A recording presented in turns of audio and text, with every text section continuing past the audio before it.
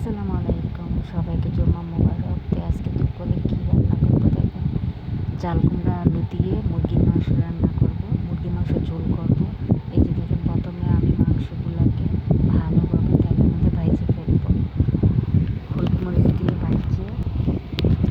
আর ফার্মের মুরগি ভাইজা রান্না করলে ভালো, আমি যত মনে করি। এই যে দেখেন, আমি লাল লাল করে ভাজি ফেলতেছি। এখন আমি তরকারিটা বসাবো। এখানে তেল, পেঁয়াজ, তারপর দারচিনি, এলাচ, তেজপাতা দিয়ে দিছি, আর হলুদ, মরিচ, জিরার গুঁড়ি সব কিছু আমি একে একে দিয়ে দিব। মশলা আর পেঁয়াজি যেখান থেকে দেখতেছেন সবাই বেশি বেশি করে শেয়ার করবেন। তারপরে এখানে আদা রসুন দিচ্ছি। আমি এখন ভালোভাবে মশলাগুলো আমি কষাই নিব। কষে নেবার পরে এই যে দেখেন, ভালোভাবে কষে নিচ্ছি, তেল উঠে গেছে। এখন আমি ভাইজা রাখা চাল কুমড়াগুলো আমি এখানে দিয়ে দিব।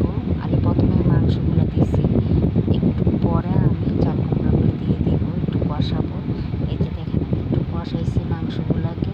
এখন আমি ভাজা চাল কুমড়াগুলো আমি দিয়ে দিব। চাল কুমড়াগুলো কিন্তু আমি আগে একটু লবণ দিয়ে সিদ্ধ করে নিয়েছি, বাফাই নিয়েছি একটু গন্ধটা চলে যাওয়ার জন্য। এই যে দেখেন, আমি ভালোভাবে কষাচ্ছি। এই যে ফাইনাল লুকটা দেখেন,